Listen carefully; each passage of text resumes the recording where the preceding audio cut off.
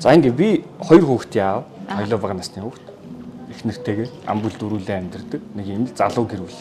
За анх би их нэртэйгээ гэр бүл болоод 16 онд ипотекийн зээл авах гэлээ. За тэр үед миний цалин 600 одоо 50 хэдэн мянга байлээ дээ.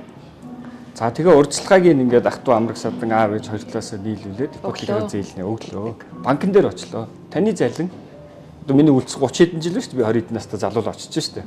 Тэтгэврт гарах хүртлээр ингээд үржүүллээ шүү дээ ипотекийн зээлэнд.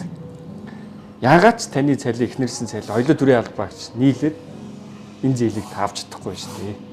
Хүрхгүй байна. Эсвэл бас урьдчилгаагаа 30 жил төлөөд ч хүрхгүй байна. За. Би банкны шаардлагыг эмч хүний цалин хангахгүй шүү дээ үндсэн цалин.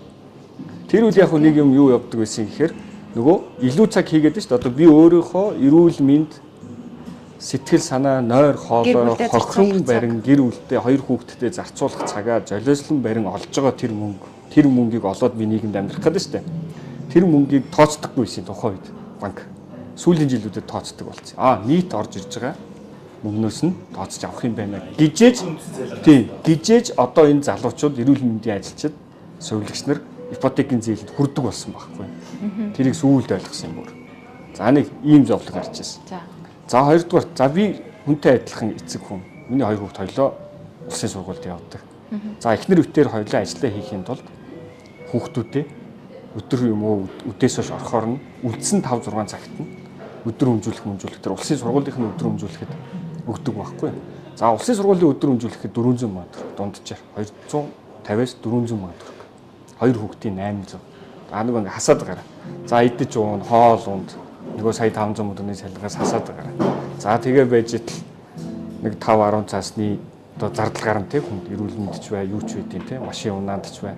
Тэгээ энэ бүх зардал чинь яагаад ч би энэ нийгэмд ингээд амьдарч чадахгүй алхахад хэцүү байгаад байна шүү дээ. Би тэр дарга нарын хүүхд чиг зүгээр ингээд те тэр нэг жилийн 40-50 мянган долларын сургуульд хүүхдээ сургаж өгсөөгүй шүү дээ. Зүгээр улсын сургуульд нь явуулъя.